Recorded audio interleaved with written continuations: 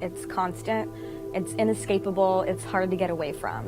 You know, your general whistles, cat calls, tss, tss, hey, you know, that kind of stuff. I've been harassed by white men and black men and Latino men and Asian men. We have right to walk on the street peacefully without being disturbed.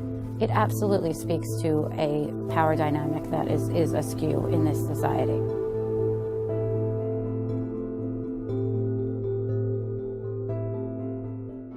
I want a diamond ring, I want some bracelets and everything.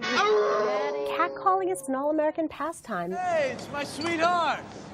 You're looking good, baby. Good enough to eat. I remember songs from the 50s and 60s that I've seen archived, you know, standing on the corner, watching all the girls go by. The girl can't help it. The girl can't help it. She was born. Street harassment is about ownership. It's about the idea that women's bodies and very presence in public space is not for us. Because what are we there for, if not to shake that ass, baby? Shake it, honey. Yeah! And I often think men aren't aware of how different it is for women to walk down the streets.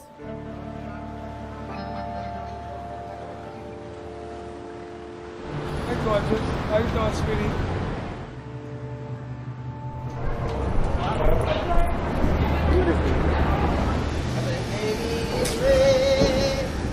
Hey, what's that in? I know the way I dress is kind of provocative, but it doesn't mean that I should have to deal with it. Do I think women should be judged or harassed based on what they wear? Absolutely not.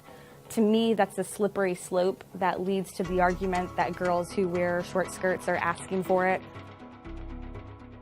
I really admire the women that respond back on the street. Go to hell. It gets a taking back of the power in the moment. I wish more girls would come out of their shell and just tell somebody to shut the fuck up. Just do it, you'll feel way better. Street harassment is almost like a gateway drug to other more serious forms of violence. The idea that women don't control their own bodies on the street is so connected to the culture that allows women to be sexually assaulted. I've lived in Washington, D.C. now for 10 years, and I've been assaulted 3 times. My name is Jennifer Corey. In 2009, I was crowned Miss District of Columbia. I went on to compete in the Miss America pageant in Las Vegas, finishing in the top 10. My platform became street harassment to fight against sexual harassment of women in public places. Really just trying to make the streets of Washington, D.C. safer. I was assaulted last year on the Metro coming back from work. I got on the Metro, and just as the doors were closing, a man came up behind me and shoved me into the car. And the doors closed behind him, so now I was stuck in the car, couldn't move, I couldn't really turn, I couldn't see anybody.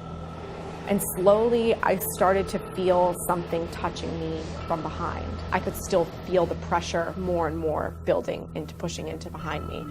And I knew what it was. I just didn't want to admit I knew what it was. And at one point, I just started to panic, and I turned my body a little bit, and I could see that he had his hand in his pants.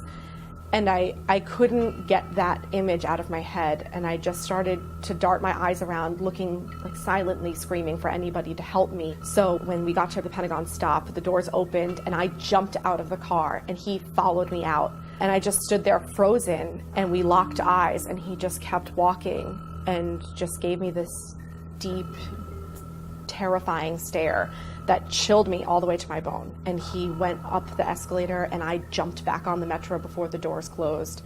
And I just immediately started crying.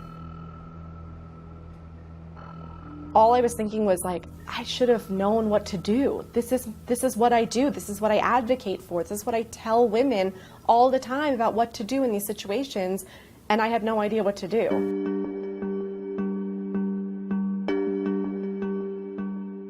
Just because you live in a big city and you're riding public transportation doesn't mean that it's okay for somebody to touch you. It's not just part of living in a city. It's wrong and it's illegal. This guy just straight up grabbed my ass. He pushes me against the wall and he grabs my breast. The next thing I know, I feel a hand up my skirt. I pushed him away. I said, "What the hell do you think you're doing?" I pushed him away from me with all my force. And he looks at me, he stares at me in the eye with this smirk. And he looked at me and he smirked at me.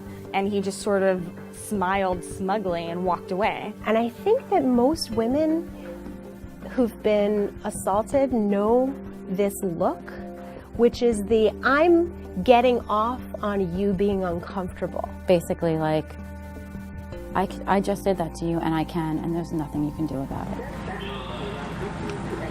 Since this incident happened on the Metro, I honestly have not taken the Metro to that station. I find myself getting a lot more anxious on the Metro, being much more aware of my surroundings, and it's almost sad that I feel that burden, that the burden's on me to protect myself. It's just very unfortunate that me and so many other women have to go through their lives like that every single day.